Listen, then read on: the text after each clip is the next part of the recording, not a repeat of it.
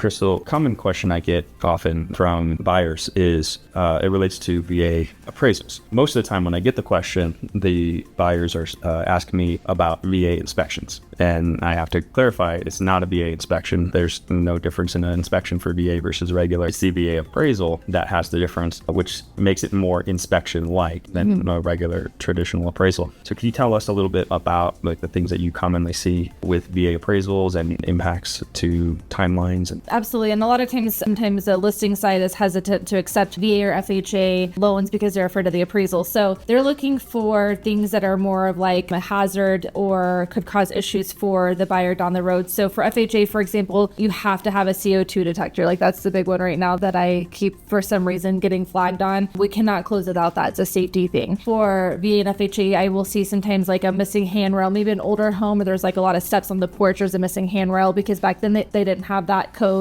So we'll have to have that installed. But the biggest thing I see with VA is the peeling paint.